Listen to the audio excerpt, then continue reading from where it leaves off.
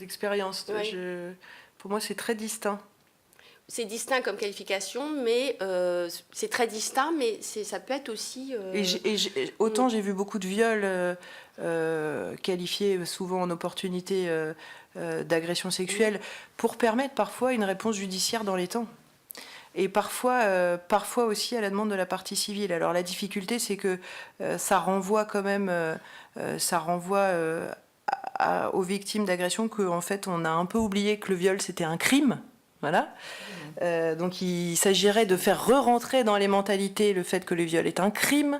Néanmoins, les lourdeurs procédurales et parfois les délais d'attente, et c'était de ça dont je vous parlais, sont si épouvantables et inhumainement tenables pour des victimes d'agressions sexuelles que parfois, sous l'effet d'une pression, et pas de leur choix absolu, mais d'une pression qui est celle de ce qui se passe en matière de justice, et pour obtenir une réponse judiciaire, elles acceptent une correctionnalisation.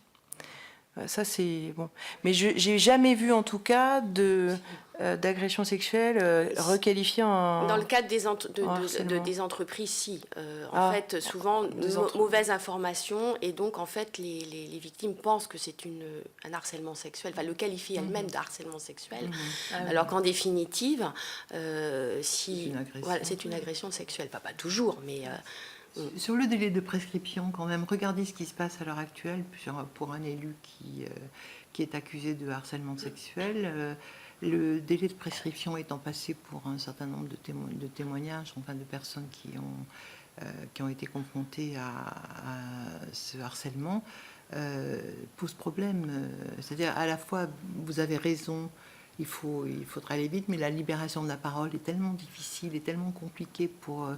des femmes qui sont agressées sexuellement de quelque manière que ce soit d'ailleurs, que finalement le délai de prescription est passé lorsqu'elles peuvent libérer complètement leur parole. Oui, c'était votre interrogation sur le délai de prescription. Oui. Est-ce que il faut... de toute façon, il a été... Enfin, je pense moi, personnellement, je pense qu'il ne faut pas... Enfin, on a un corpus juridique, a été voté à l'unanimité, effectivement, le doublement du délai de prescription. Faut-il créer un délai de prescription particulier pour le délit d'harcèlement sexuel voilà, et je pense qu'il y a quand même une hiérarchie des crimes. On a attendu pour que les crimes contre l'humanité soient imprescriptibles. C'est vrai que je pense qu'on ne peut pas rendre ce délit imprescriptible. C'est un peu compliqué.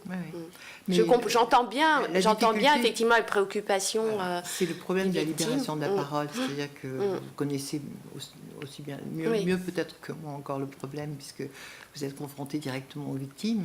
Mais c'est vrai que le problème de la libération de la parole est un problème important et difficile pour les victimes quand il s'agit d'agression sexuelle ou de harcèlement sexuel ou de violence, voire même de violence. Donc, alors bon, en matière de harcèlement sexuel, ce qui est plus compliqué,